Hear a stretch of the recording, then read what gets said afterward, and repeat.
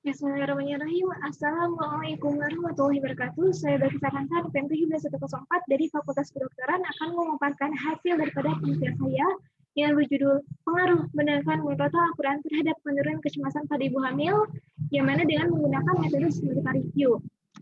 Yang melatar belakangi daripada penelitian ini adalah bahwa berdasarkan pada data epidemiologi, menurut WHO pada tahun 2015, terjadinya kecemasan dengan frekuensi 3,6% di seluruh dunia. Lalu berdasarkan daripada DPSRI, terjadinya kecemasan terutama pada ibu hamil itu sekitar 377 juta. Lalu berdasarkan daripada data tadi itu, The Global Burden of Disease Study, bahwa pada tahun 2010 menyatakan kecemasan tersebut merupakan suatu penyebab kecacatan hidup tahun itu sekitar 2,688 juta. Lalu berdasarkan pada kajian pustaka di sini saya mendapatkan 3 teori yang mana dia itu semuanya itu linear yang menghasilkan suatu teori bahwa pada saat kehamilan akan terjadi pematangan pola pikir. Pola pikir tersebut akan mempengaruhi beberapa perubahan. Salah satunya adalah perubahan emosional. Emosional tersebut jika dia itu nanti akan berdampak dalam waktu yang cukup lama, maka akan menimbulkan suatu dampak krisis, yaitu krisis emosional. Salah satunya adalah kecemasan. Di mana untuk kecemasan itu sendiri nanti dapat diterapi secara farmakologis ataupun non-farmakologis. Untuk non-farmakologis itu sendiri adalah dengan mendengarkan murotal Al-Quran.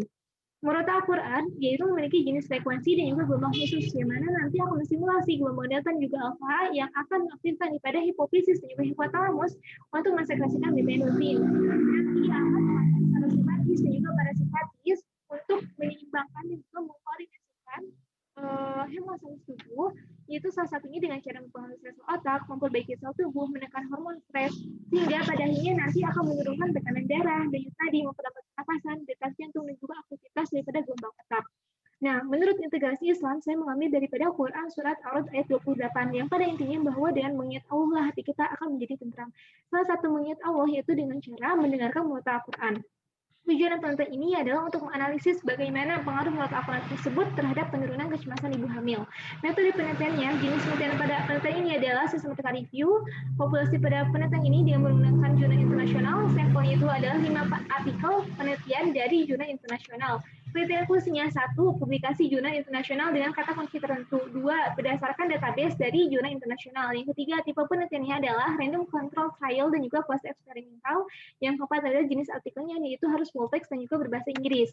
Kriteria eksklusinya yang pertama ketidaksesuaian dengan kriteria populasi, intervention, confirmation, outcome, dan juga study. Lalu yang kedua tidak dapat diakses. Yang ketiga literatur atau dia itu berdasar dari hasil laporan. Lalu yang keempat ini masih berlanjut atau ongoing studies.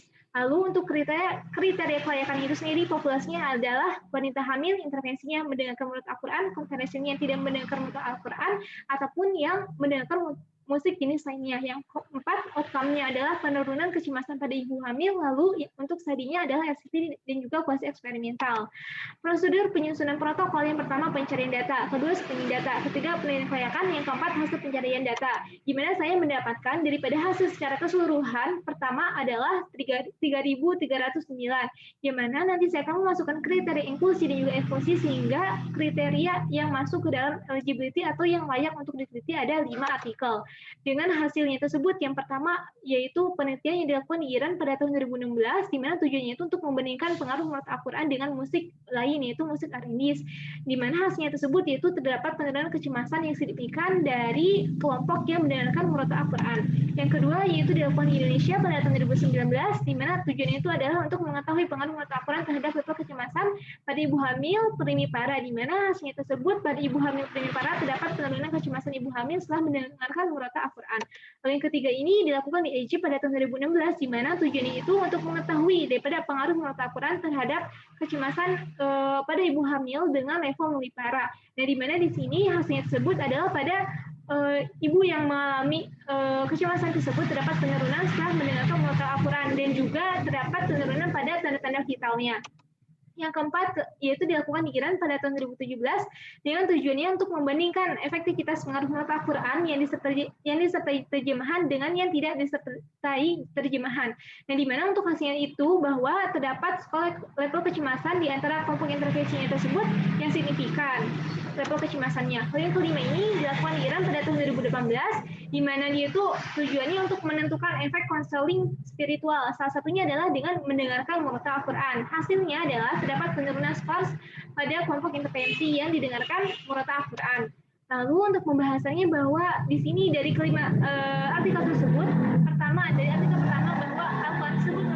suatu seperti musical music, di mana dia itu memiliki beberapa makna yang mana nanti akan memodulasi dan juga mempengaruhi emosi.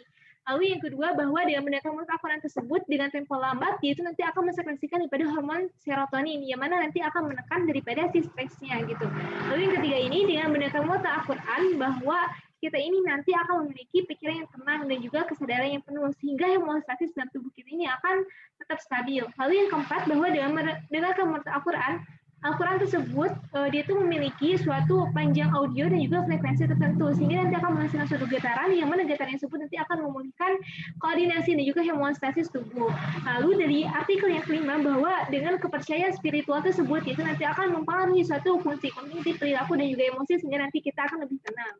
Nah, jadi berdasarkan 5 artikel tersebut, bahwa terdapat satu artikel yang membandingkan antara mulut Al-Quran dengan yang lainnya, yaitu dengan musik Arabis. Lalu yang kedua ini, ada yang membandingkan mulut Al-Quran dengan yang disertai terjemahan dengan Al-Quran yang tidak disertai terjemahan. Lalu yang ketiga lainnya adalah yang membandingkan antara yang didengarkan mulut Al-Quran dengan yang tidak, seperti itu. Di mana untuk keterbatasan pada penelitian ini adalah bahwa sangat sulit sekali untuk mencari jurnal yang sesuai dengan kriteria PICOS tadi, yang mana kebanyakan itu adalah menggunakan bahasa Arab karena dilakukannya kebanyakannya tidak di Indonesia.